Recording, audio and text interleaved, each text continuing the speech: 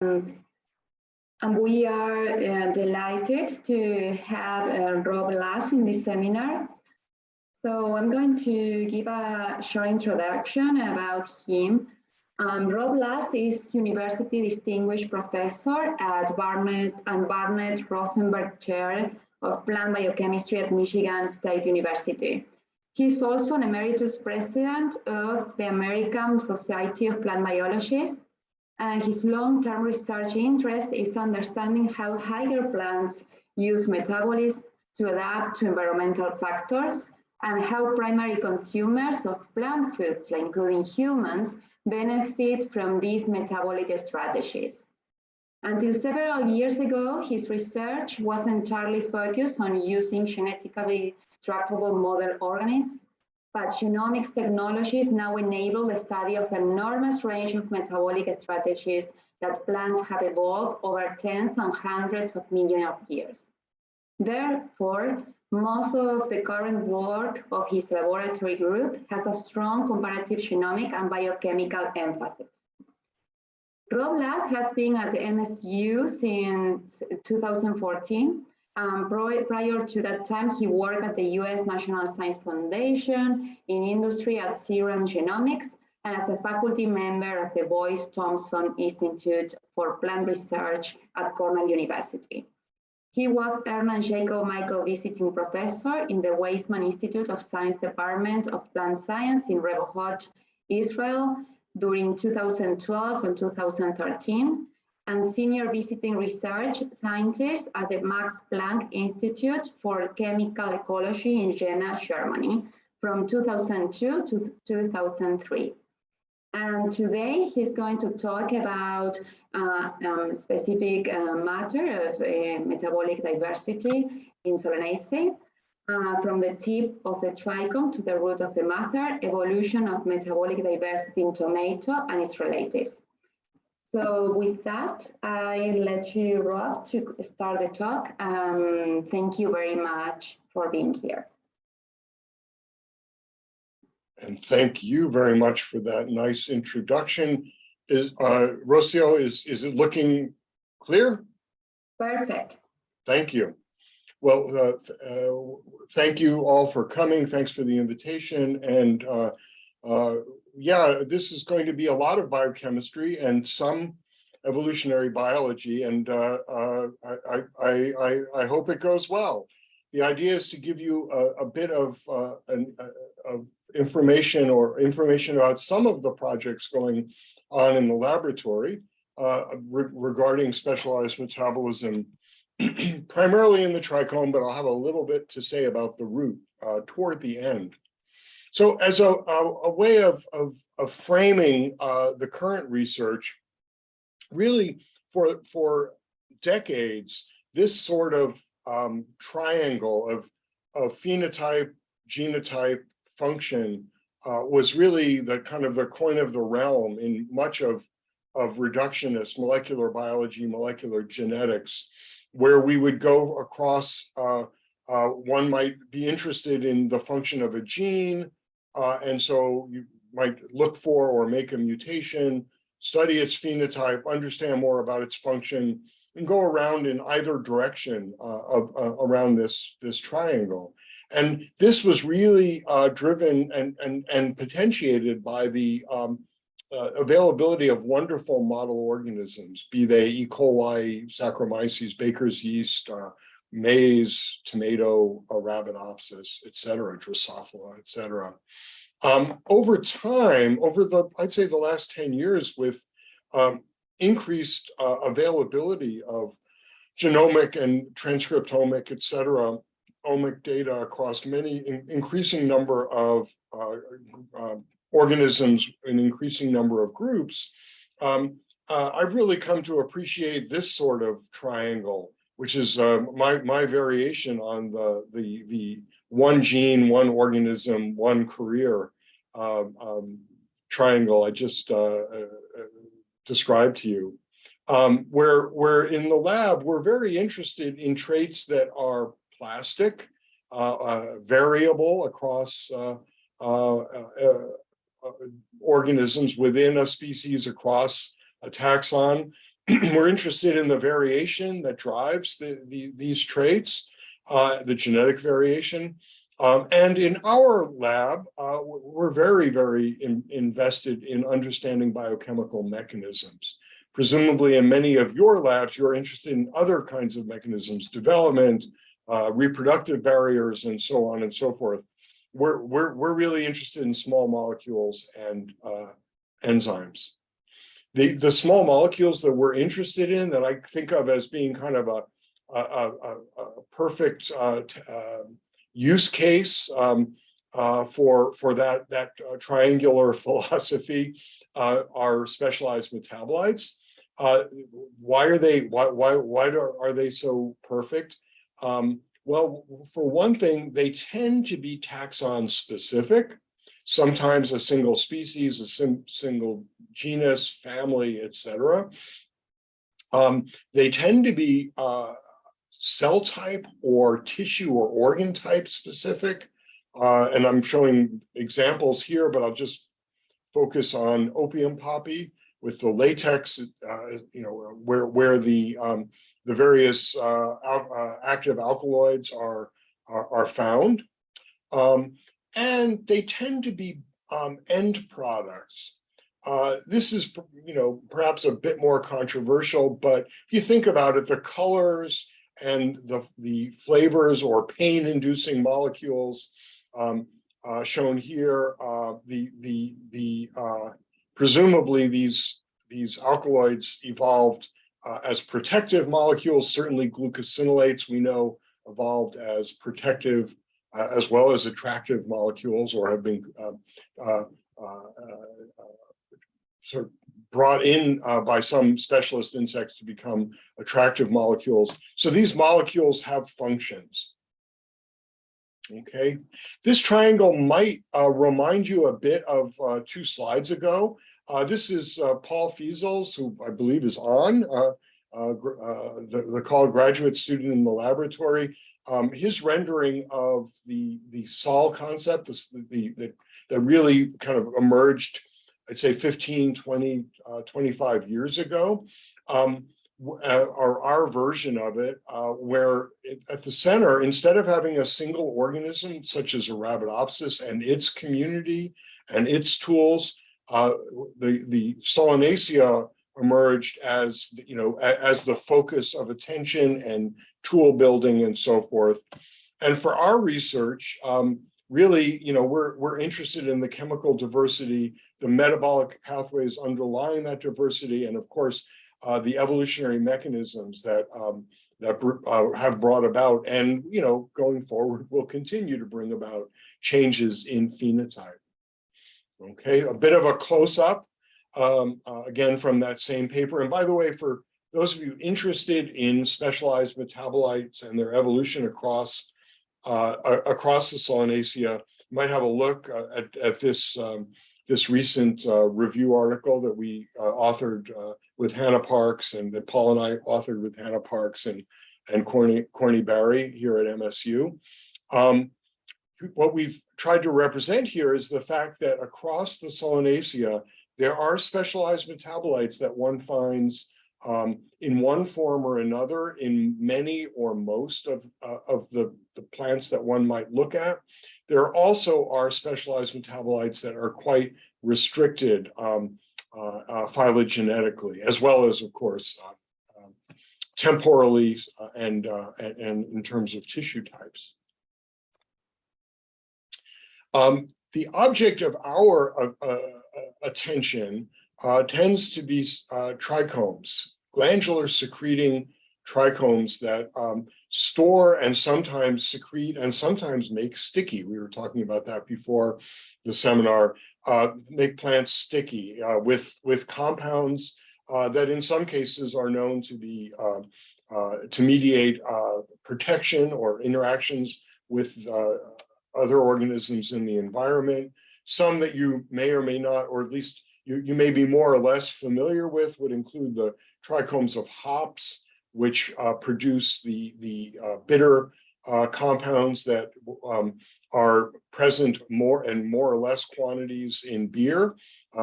and turns out that they are also preservative in nature, and that's at least history tells us that that's why some beers, such as India Pale Ales, are so hoppy to protect them in non-refrigerated warm climates. Cannabis, of course, makes its various terpenes, et cetera, in glandular secreting trichomes. In fact, if you Google photos for trichomes, guess what you're mostly going to find? You're not going to find these beautiful tomato trichomes. You're going to find these beautiful cannabis trichomes. That's really no surprise, right? But what I'm going to tell you about today is metabolism that occurs in this cell, the tip cell of the long hairs. Generally, I'm mostly going to be talking about tomato, but not entirely. These are tomato type 1s. Tomato type 6s make other compounds, including terpenes. So the work today, really, it's been going on for 15 or more years. Started out as a collaboration between our group with Ron Pechersky, just recently retired from the University of Michigan, Dan Jones, and Ron is world's expert in volatile biochemistry. Dan Jones, who's just an amazing analytical chemist and collaborator and friend. Corny Barry in his lab. Corny has been in the Solanaceae game for years on fruit ripening and fruit development, and then more recently looking at alkaloids in atropa and related organisms. And then Shinhan Xu and members of his lab who are really experts in comparative genomics and genome and gene family evolution. The people who did the work are shown in these boxes. Many have gone on to continue their careers, and a few more recent additions have done much of the work that I'll tell you about, and even more of the work that I won't have time to tell you about today. But maybe in a couple of years, one of them, or a year or two, one of them can give you a progress report on their really cool stuff. So we use tomato as our model, as our sort of starting place, but the goal and the practice is then to look across the entire family. And in fact, for example, Gaurav Moge is looks beyond the family in the Convolvulaceae and so forth. We have documented a lot of acylsugar phenotypes, a lot of different structures of acylsugars. These are the compounds that I'm going to be telling you about today. I'm going to tell you mostly about acylsucroses. So these are molecules made in the trichome of many of the organisms across the family. I'll also tell you how some acylglucoses are made. And what I really won't have time to tell you about is the really cool stories about acyl metabolism emerging from work of Paul and the past work of Brian, and now Janie, and let's see Rachel Yanru. Okay, so that gives you an idea of the scope of our work. And so this is really not quite the tip of the iceberg that I'm telling you about today, but it sure isn't the whole iceberg. Okay, what have we and others learned by doing this chemical metabolite screening? These are our phenotypes, our phenotypic screening. Beyond the fact that there are several different kinds of cores, we've learned that there are a number of different kinds of acyl groups. These are acylesters from acyl-CoAs, acyl-CoA substrates put on by BAHD acyltransferase enzymes. And we've learned that there's an almost, seemingly almost limitless overall phenotypic diversity just found across the family, despite the fact that these are made of super simple molecules. I mean, you can't, or components, can't get a lot simpler than acetyl-CoA, which is the substrate or the precursor for this C2 molecule. This comes from isoleucine and so on and so forth. Okay, so real simple components from real simple biochemistry leading to diversity. Okay, so what do we know about the enzymes that actually produce these molecules? We know, I'd say, the most about the core pathway of cultivated tomato, and specifically the tip cell of the trichome of cultivated tomato. We know that there are 4 BAHD acyltransferases that are responsible for making taking table sugar, sucrose, and acyl-CoAs, simple CoA activated substrates, and turning them into a variety of tri and tetra acylsugars, acylsucroses in this case. And please note that this is really powerful. The ability to express the enzymes, partially or fully purify them, and then test their activities in vitro is super powerful. And so, for example, we can ask, are these enzymes sufficient to make all of the molecules that we find that we can extract from the trichome? And the answer is generally yes. Okay, if ones are missing, then we can look for other enzymes, other substrates, and so forth. So the combination of genetics, this kind of in vitro biochemistry, and the analytical chemistry, which I'm not going to burden you with today, but it's typically liquid chromatography, mass spectrometry, sometimes fairly sophisticated analytical chemistry, and nuclear magnetic resonance. Together, they allows us to understand the genes, the proteins, and the phenotypes in great detail. Okay, so what have we learned? I'm going to give you some more detail for a few of the stories, but generally, not surprisingly, we've learned that gene duplication, cosmic rays, bad DNA replication, and repair led to diversity over time. Okay, and I like to think of evolution as trichome metabolism specialized synthetic biologist. To give you a little more detail, here's our friend, the cultivated tomato pathway, leading to tri and tetraacyl sucroses. In contrast, we have identified a variant pathway in Solanaceae pinelii, LA716. I'll tell you about it in detail in a moment. And Yanru Lo recently published her results on still another variant pathway from Solanum nigrum, the black nightshade. And we've done this for other organisms as well. But these are the ones I'm going to talk about today. So theme and variation in the core metabolic network. I'm going to tell you about a flipped pathway in wild tomato. So right now we're going to talk about the enzymes that acylate these, in this case, sucrose, and that lead to variation in structure of the molecules. So the ASAT, BAHD acyltransferases, acylsugar, acyltransferase enzymes. Okay, one of the really cool early observations in the project was that cultivated tomato, as with many of the organisms in the tomato group and beyond in the Solanaceae that have acylsucroses made in their trichomes, has acylation on the furanose ring. In the case of cultivated tomato, typically it's one acylation. We call these F-type for furanose ring acylated compounds. But interestingly, in pinelii and in some accessions of Habrocchites, all the acylation of sucrose is on the other ring. It's on the so-called pyranose ring. You might recognize it as glucose. This is a glucose ring.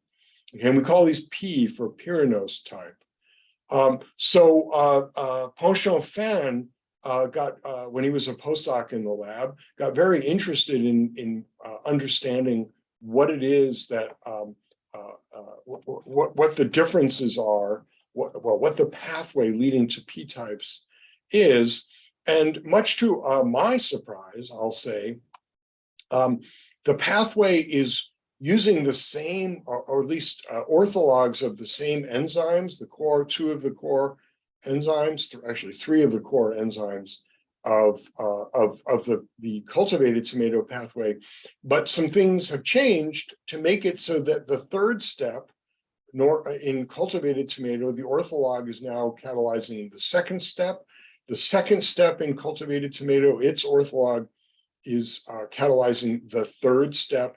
And together with the first enzyme in the pathway, which looks conserved, it makes these P-type acylsucroses. Okay, so this comparison to me demonstrates, one, the value of using cultivated tomato as your starting organism, but also the need to respect the fact that even in a few million years, pretty profound changes can occur in the pathway. Okay, so what is it that caused the gene duplicated enzymes to take on these neofunctionalized activities? The way that Ponchon Fan and Abigail Miller looked at this was first to do just comparative lineups, looking at ASAT2 and ASAT3 genes from the various plants that either make F-type or P-type acyl sugars, and then asking which of the amino acids co-vary with those phenotypes. And they discovered that in each case, a relatively small number of amino acids co-varied. They then went in and did in vitro mutagenesis, changing amino acid by amino acid, the F-type to P-type, substituting in from the P-type, substituting in the F-type amino acids. And they discovered that, in fact, those really is a very small number of amino acids that evolution has acted upon to convert from the more ancestral F-type pathway to this derived P-type pathway to make the modern acyl sugars, the Spinellii modern P-type acyl sugars. Okay, so really very few. So this is an example of using, first of all, comparative biology, biochemistry, in vitro mutagenesis, along with metabolite profiling to identify the amino acids that evolution has acted upon. Okay, just to take a step back, this allows us to hypothesize that, what happened in the last 2-3 million years is that a gene duplication event occurred in an ancestor of the lineage leading to Habrocchides and Pinelli, and that the gene duplicate then neofunctionalized. It accumulated those amino acid changes, and at least in the case of ASAT3, on the way to Spinellii in a more recent ancestor, there's been gene loss of the F-type, the ancestral ASAT3, leading to these P-type acyl sugars to be produced. Okay, so that's not all. It turns out that it looks like this potentiated, this flipping of the pathway and production of P-type acyl sugars, then potentiated further diversification that we see in Pinelli. So this is the beginning of a section of the talk where I'm going to talk about co-option and repurposing of general metabolic enzymes, starting with a couple of stories about going from acylation positions to sugar cores. I'm going to talk to you about how S. Pinelli and Solanum nigrum make acyl glucose acyl sugars. Okay, so let's take a step back and just want to either let you know or remind you that general metabolism, core metabolism, is really important to specialized metabolism in at least two ways. One way is that these metabolites are actually then used by specialized metabolic pathways to make the amazing diversity of specialized metabolites that we see in plants. But also the enzymes there are many, many examples of gene duplication and neofunctionalization, or studies that show gene duplication and neofunctionalization leading to enzymes which actually become specialized metabolic enzymes. And now I'm going to tell you about two cases where the good old invertase, which we normally think of as converting sucrose to fructose plus glucose, is now involved in acyl sugar biosynthesis. So one of the things that I didn't tell you about in that whole flip pathway narrative is that despite the fact that Solanaceae pinelli LA716 makes goopy amounts, huge amounts of acyl sugars, they're primarily acyl glucoses. Acyl sucroses are in the minority of what is exuded from those trichomes. And so this makes it really interesting to want to know, or this makes us want to know how acyl glucoses are made. The short answer is that on chromosome 3 of Solanaceae pinelli, there is a trichome expressed, tip cell expressed invertase, which is different from the yeast invertases that people like Maud Menton back in the 19-teens in Germany and many other people since then have studied. These are specialized, these are neofunctional. This is a neofunctionalized invertase, which Dan Libren, when he was a graduate student in the lab, showed could cleave the glycosidic linkage of these fatty, these unusual sucrose molecules, these acylated sucrose molecules, to liberate acylated glucose molecules. And here are just some of the data that Dan accumulated. Okay, so that's the biochemistry. We really, really like to have genetics backing up our biochemistry, multiple lines of evidence. And so Yan Rouleau, when she was a postdoc in the laboratory, utilized CRISPR-Cas technology to make knockouts of that chromosome 3 specialized invertase. And she showed that when she analyzed those knockouts, instead of making primarily acyl glucoses, as the wild tomato does, these plants only made the only detectable acyl sugars from the trichomes in these knockouts were acyl sucroses.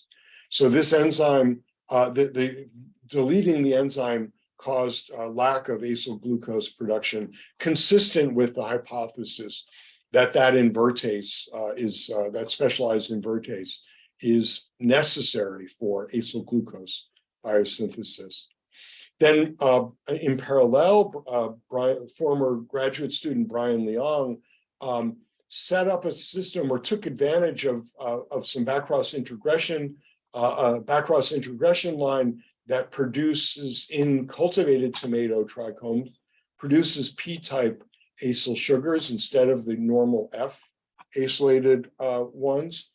And he introduced the Solanaceae pinelli invertase under its own promoter into cultivated tomato and showed that indeed the combination of making P-type sucroses and having this specialized invertase led to the production of a completely novel compound, a compound that is not normally found at all in cultivated tomato, the acyl glucose, triacylated acyl glucose.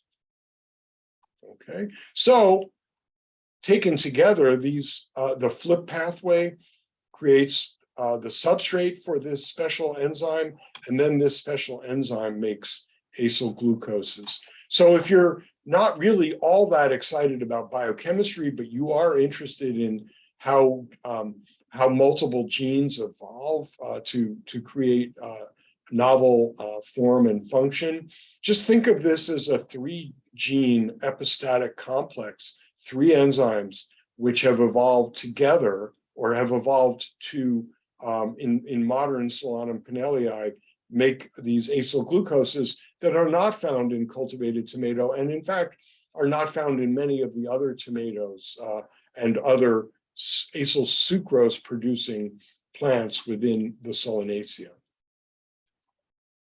All right, is this just an anomaly? Did it just happen? Even if it's an anomaly, it's a cool anomaly, but has it happened before or since in other organisms? Yeah, the answer is yes, absolutely. And this is work of Yanru Lo when she was from her postdoc work studying Solanum nigrum. This is a plant that makes we had documented makes acyl hexoses, doesn't make acyl disaccharides, and it turns out it makes quite abundant acyl glucoses.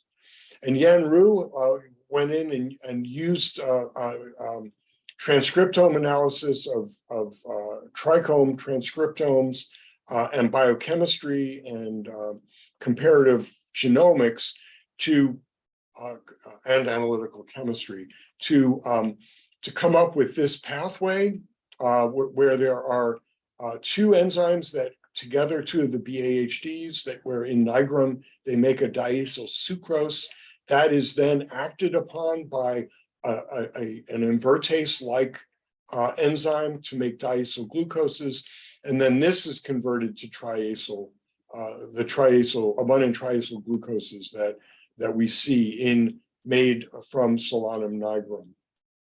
Okay, so how is this different? How is this similar to the wild tomato story, where again BAHDs and an invertase-like activity make triacyl glucoses? Well, it's quite similar in that the same kinds of enzymes are involved, but in this case, it's 2 acylations, cleavage of the glycosidic linkage to make the diacyl glucose, and then a further acylation by another BAHD acyltransferase. So they're a bit different. To me, the coolest thing, and I think this is super cool, is that the invertases that we had documented in wild tomato and in Solanum nigrum have clearly evolved independently. They've evolved in different geographies, presumably, and they've evolved from different parts of the invertase tree, gene tree. So it happened at least twice in evolution, and who knows, maybe there are other acyl glucose producing plants in the Solanaceae. Perhaps it's evolved multiple, other times. Okay. Another short story about general metabolic enzymes that are now functioning or that have neofunctionalized and are now functioning in specialized metabolism. In this case, we're dealing with acyl chains, where Ponchon-Fan and others in the lab had noted, and Gaurav Moge and others had noted that in the more recently evolved lineages, we and others find long chains, say C10, C12, chain acylation on the acyl sugars, acyl inositols, acyl glucoses, acyl sucroses, but not in the earlier evolving lineages. So where do these come from? Ponchon used he used the great backcross integration line resources that Dani Zamir and his colleagues generated to identify a region of chromosome 7 that is responsible, or at least associated with the presence or absence of these longer chains. And he found that in this region, there are 4 trichome expressed genes. And we got interested in 3 of those because they are the kinds of enzymes that one might expect to be involved in acyl chain maturation, acyl chain production. Shown here, enyl-CoA hydratase is involved in normally we think of it as being involved in beta oxidation of fatty acids, and acyl-CoA synthetase is involved in actually making the mature acyl-CoA molecules. A lot of data in the paper, the already published paper. Sorry, I thought I had wow, my bad. I thought I had I've left out the eLife citation. Happy to provide it to anyone who's interested. A lot of biochemistry, et cetera, in that paper. But here's sort of the killer experiment, the genetic experiment, where Fan showed that knocking out either of these two genes leads to the abolition of detectable long chain containing acyl sugars in the cultivated tomato. Doesn't impact, it doesn't eliminate the accumulation of the shorter chain containing acyl sugars. So these genes are absolutely, and enzymes are involved in making this long chain. And there's some cool stories of the evolution of this cluster and so forth in that paper, which I failed to reference. So if you're interested in cluster evolution and so forth, have a look at that. That's work from Shinhan Xu's lab in plant biology here at Michigan State. Okay, so trichome everywhere and lots of acyl sugars, huh? Well, it turns out that about 2 years ago, my friend and collaborator in Asafa Haroni's lab showed that that acyl sugars are actually produced as well in the roots of tomato. This is just some of the data in this. This is a really cool paper, which I did remember to cite. I recommend it to you, where they used a variety of different methods to show that roots produce and in fact exude some acyl sugars. Not quite in parallel, but almost in parallel, when Rachel Kerwin was stuck at home, as we all were, for an extended period of time because of pre-vaccination COVID.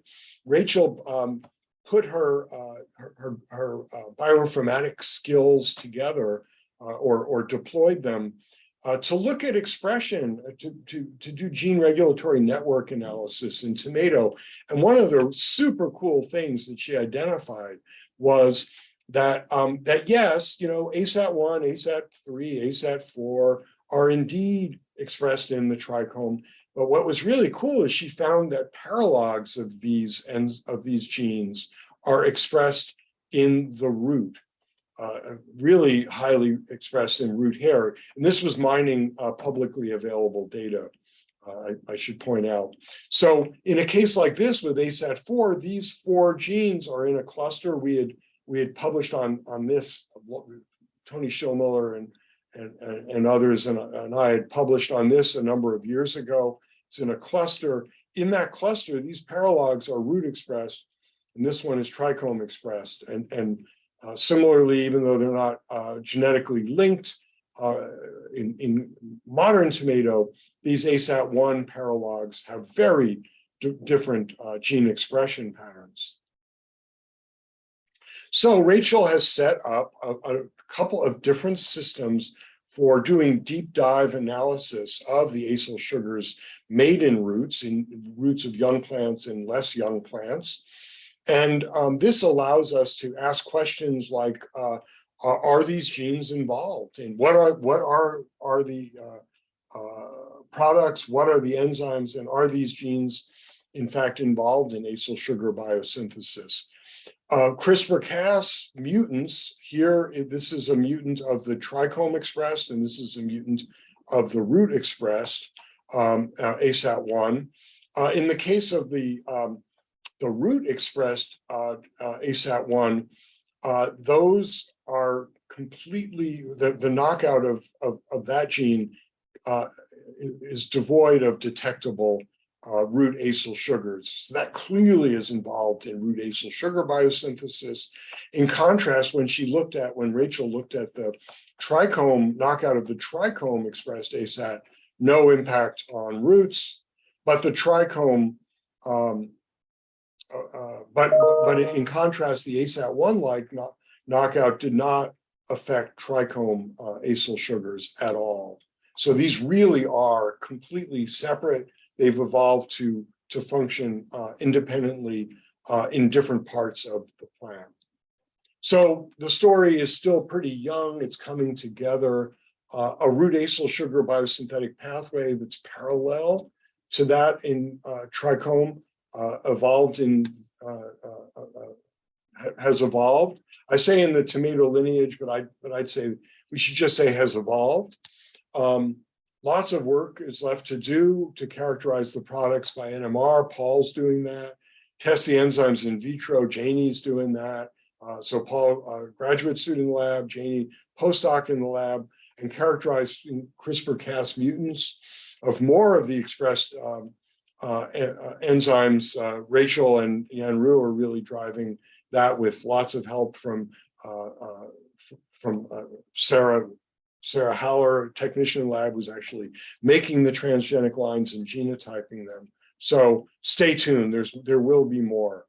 So now just to end with Yan-Ru Lo's other really cool chemical ecology story, which she's taken with her and will continue to work on in her own laboratory at Davis. Biological activities, and these are trichome biological activities. Many of you probably know that trichomes are well known to play roles in a variety of different behaviors of insects. Yan-Ru is really interested in understanding, kind of in a structure function way, the roles of different acyl sugars on different insects. And to do this, she's taking advantage of these CRISPR-Cas lines that we've generated in both wild and cultivated tomato. So in this case, this mutant makes no detectable acyl sucroses or acyl glucoses, and this is in Solanaceae pinelli. I've already mentioned to you the invertase knockout, which makes all acyl sucroses and no acyl glucoses, which allows her to test, to do sort of structure activity relationship analysis. So she's been doing this on starting with neonate larvae of Manduca sexta in greenhouse growth chamber experiments in caged plants. Some results that are they're all reproducible, and one that's not so surprising in the pinelli mutant that doesn't make acyl sugars, the larvae get fatter than in the wild type, and the ones that do. Perhaps more surprising, and thus in the long run more interesting and exciting, is that when Yan-Ru looked at the invertase knockout, the one that only makes detectable sucroses and doesn't make detectable glucoses, those lines lead to slower growth. Feeding the insects on those lines leads to slower growth. So at least Manduca seems to have a physiological, if you will, preference for, or it's discriminating between the sucrose glucose mixture and the all sucrose plants. So that's the seminar. We talked about theme and variation in core metabolic network, starting with the flip pathway, talked about how, at least in Solanaceae pinelli, that seems to have potentiated the evolution of a trichome invertase-like enzyme, how that co-option of invertase has happened at least twice in the solanum and in the Solanaceae.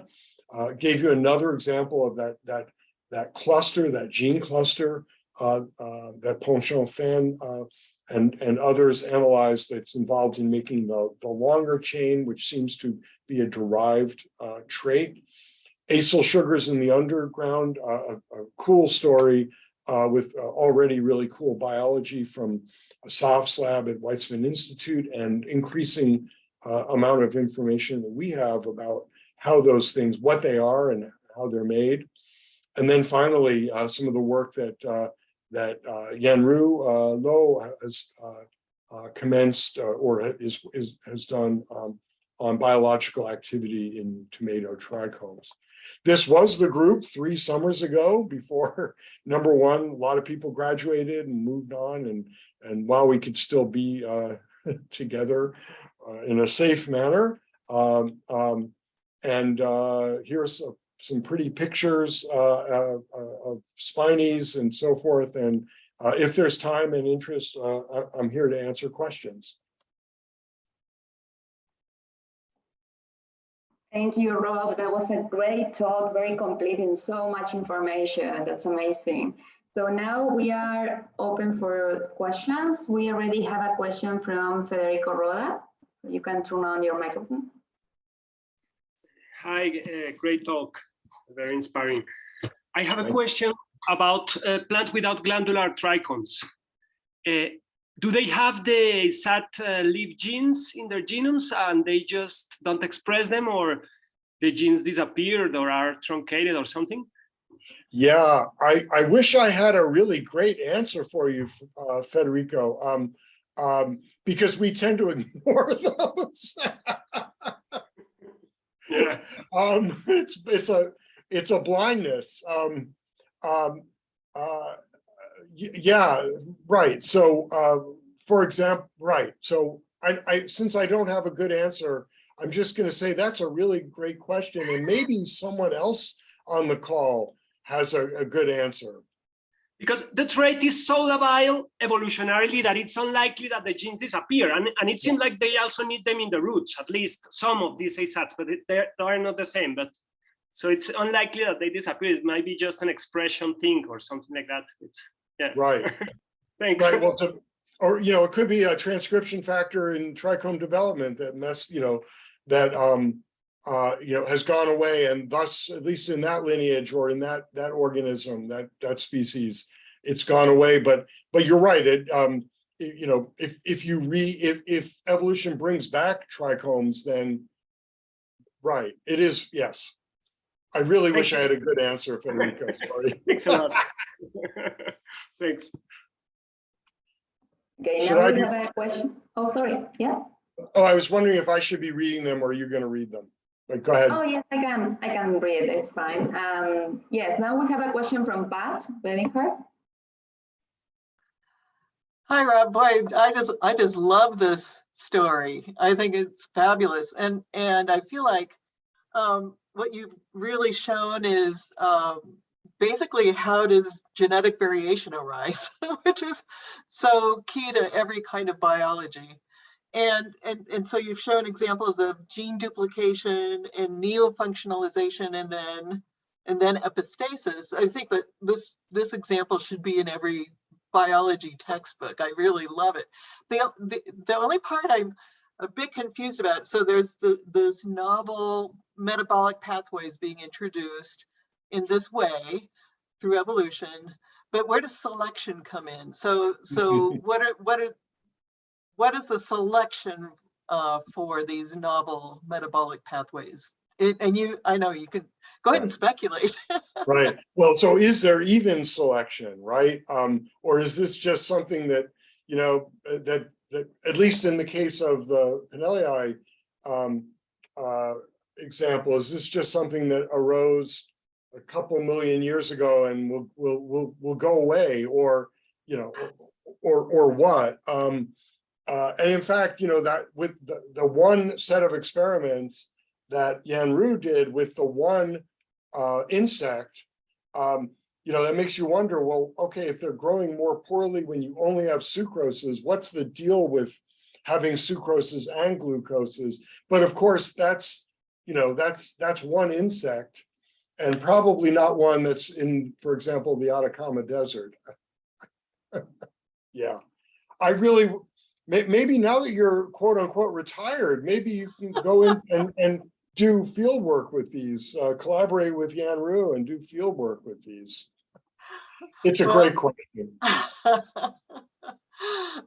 Anyway, just wonderful talk. Thank you. Thank you. Thank you, Pat. And now there are two questions from Gina Paola Sierra Reyes. And she said, thank you for your talk, so nice. And the first question is, have you found any relationship between types of acylsugars and taxa outside Solanum or types of trichomes? Yeah, right. So the work that I didn't talk about from Paul Fiesel, where he's been looking at the spiny solanum, maybe Paul, he was on, I think, I thought, yeah, maybe Paul wants to answer the question. It's acyl inositol is the game in general in species such as, in a big group of solanum species, including eggplant. Solanum ketoense, we published a couple of papers on ketoense, one in Brian Leong as a first author. One where we show what the last enzyme in the pathway is, and another where we show that we didn't really know what the pathway was, but we had some good enzymes. But clearly in that, and Paul has been looking in detail in eggplant, using that as his model.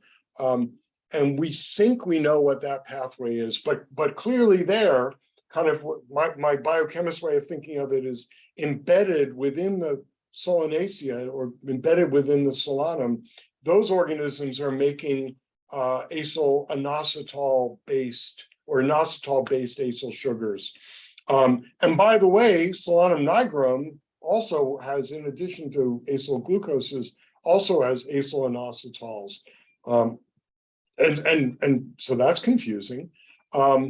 You might have a look at we recently published a paper in Plant Phys where Craig showed did screening across the Nicotiana genus, and you'll see some sub groups of Nicotiana that have different chemotypes. So that's a much tighter group that Craig Schenk identified. So you might be interested in that one, Gina. And then, yeah, the root acyl sugars are structurally different, but I feel like we're still analyzing the NMR data. They are disaccharides and they're not sucroses. I'm sorry for being so cagey, but I don't want to say something that's wrong. Paul's probably in the other room and he'll come and yell at me if I say something that's wrong. It's still early. We're still, but they're clearly not sucrose based. So that's cool. Very different. But they are diacyl sucroses. Yeah, wow, that's what we said too when he looked at when he started analyzing the NMR spectra. That's great. So Gina said, thank you very much for your answers. Then there is a question from Justin Goodrich, and he says, when you are doing chemical analysis, how do you extract the trichomes? I mean, which type of extraction process you use? Thanks, Justin. It is so simple. When you grow up being a geneticist, you learn to be really simple and simple-minded in your phenotypic analysis. Of course, there's nothing simple about multidimensional NMR and these advanced mass spec methods, but the extraction is super simple. We just extract surface metabolites from things like leaves or hypocotyls or stems, and pops, something like isopropanol or a mixture of isopropanol and acetonitrile and water with a little bit of acetic acid, and just pops the trichomes open. It allows you to access what's in the trichome as well as what's on the surface of the epidermis. So and we've got lots of papers that describe that, including a protocol paper. And if you have trouble finding them, let me know. That's great. Thank you, Rob. And yes, there is no other question here. Any other question that you would like to ask? the chat. So if anybody has any feedback, I know this is a group of people doing really different kinds of work and studying different areas of biology. If anybody has any feedback about how I or we can make the biochemistry more accessible, where, you know, I've spent my entire career with that goal. But, you know, it's especially great to be able to ask that to folks who are really interested in ecology, evolution, developmental biology, and so forth. So love to hear, you know, but either now or probably you feel more comfortable by email. Love to hear advice.